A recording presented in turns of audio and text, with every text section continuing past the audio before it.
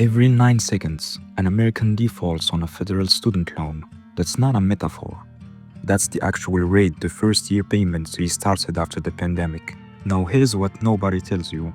When a borrower can't pay, the company servicing their loan loses money, but the company that takes over from them, the one that handles default collections, makes a fortune.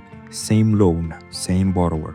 Two different companies, two opposite incentives, and the federal government wrote the contracts that made it that way. Tonight, we're reading the filings. Here's what most people think happens when you take out a federal student loan. You borrow from the government, you graduate, you start paying it back. Maybe Sallie Mae or some other company you've never heard of sends you bills. If you stop paying, eventually the IRS takes your tax refund. End of story. That mental model is wrong in almost every way that matters. The federal government doesn't actually service its own loans. It doesn't write your bills, it doesn't run your call center, it doesn't decide when to garnish your wages. All of that is outsourced to private companies under contracts that are public and that most people have never read. There are 3 layers to the federal student loan system, and each layer runs on a completely different business model. Layer 1 is the servicer. Companies like Nelnet, Mohila, Ed Financial, they handle your payments while you're still in repayment. They send the bills, they run the websites, and they get paid a small monthly fee per borrower every month. Layer 2 is the defaulted loan servicer. That's one company, Maximus. When you fall 1 year behind, your file leaves your regular servicer and goes to Maximus. They run what the Department of Education calls the Default Resolution Group. Different contract, different incentives. Layer 3 is the collectors. Private collector agencies that get a commission on every dollar they recover. They've been hired and fired and rehired across administrations. Right now, they're coming back online for the first time in years. Here's the part the headlines don't cover. These 3 layers are not aligned.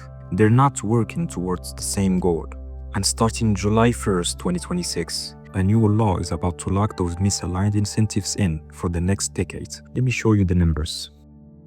Start with the servicer, the regular one, the company that handles your loan while you're still trying to pay. According to the Department of Education, contracts that have been public for years for a non-profit servicer like Nelnet earns about $2.85 per borrower per month when that borrower is current and in active repayments. That number caps out at 3 million borrowers per service. Above the cap, the fee drops to $1.9 a month. Now here's where it gets interesting. When the same borrower stops paying, when they're 271 days delinquent, the fee the servicer gets paid drops to 45 cents a month. That's a 6 times cut. The servicer that was making $2.85 on you while you were paying is now making 45 cents while you're not. Which means, from the servicer's perspective, they lose money when you default. They want you current. They want you on time. They want your repayment plan working.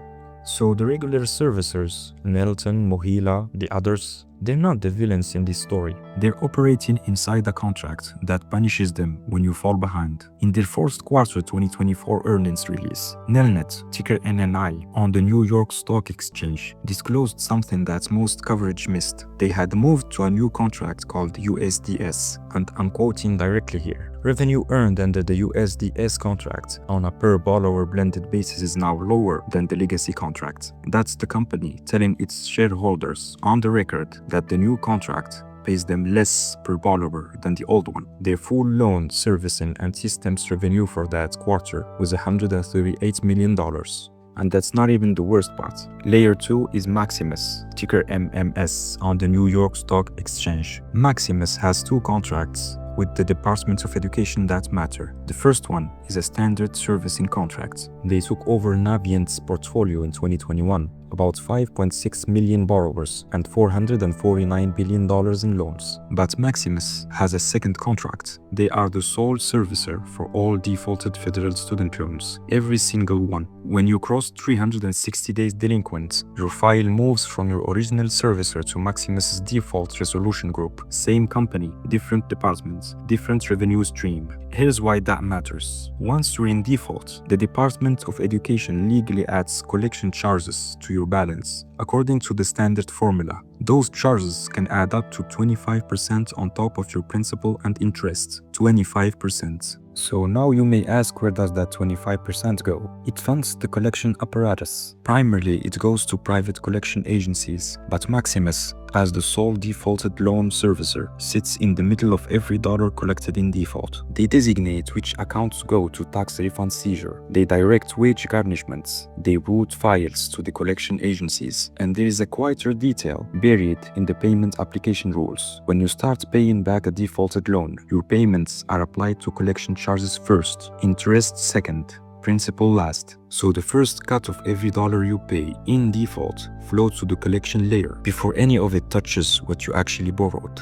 This isn't theory, this is the published payment application order in the Federal Procedures Manual. So now look at the picture. We have a servicer that makes 6 times more when you pay. We have a default servicer that runs a parallel business that only exists when you don't. We have collectors who take a commission on every defaulted dollar. Same borrower, same loan. 3 companies, 3 contracts, 3 opposite incentives. Now let me show you the scale.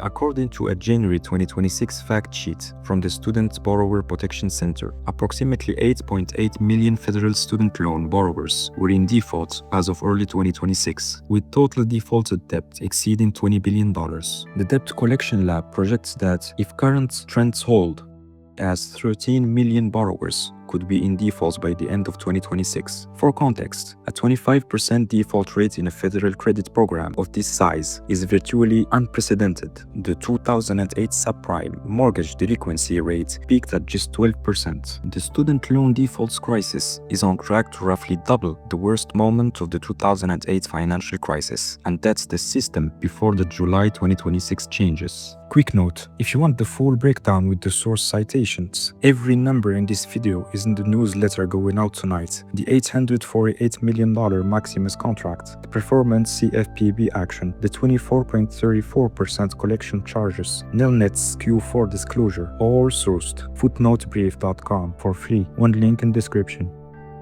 So here's the part everyone is missing. A law passed in 2025 called the One Big Beautiful Bill Act. Yeah, that's the actual name. Replaces almost every existing student loan repayment plan with a single new option called the Repayment Assistance Plan, RAP for short. Starts July 1st, 2026. On its face, it sounds borrower-friendly. Payments scale from 1% to 10% of adjusted gross income. Unpaid interest is waived each month, meaning your balance can't grow if you make your scheduled payments. If your payment doesn't reduce the principal by at least 50%, the government chips in to cover the gap. Sounds great?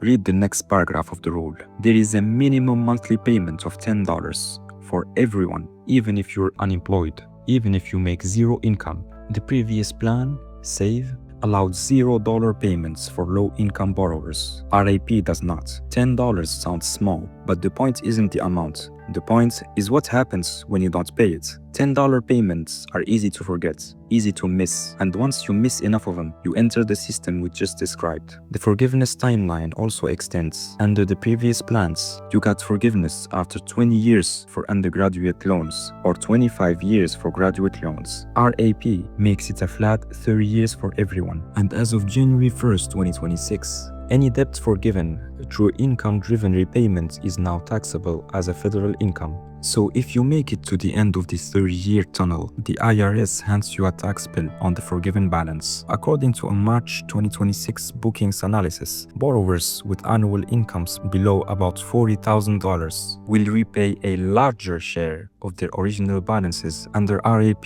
than under any prior plan, because they no longer qualify for $0 payments and must remain in repayment up to 30 years instead of 20 or 25. The Department of Education's own regulatory impact analysis, published in the Federal Register in May, estimates the net budget impact across loan cohorts 1994 to 2035 at negative $409.3 billion compared to the previous baseline. This is $409 billion shift. Money pulled out of borrower-side forgiveness and subsidized interest. Money kept on the federal balance sheet, money that in net flow terms runs through the service default collector pipeline for longer. So here's the thesis stated plainly. The federal student loan system has 3 layers of contractors, 3 different fee structures, and 3 different incentives. The servicers want you current. The defaulted loan servicer wants files moving into default. The collectors want defaulted balances grow. And the new law extends the time horizon, raises the minimum payments,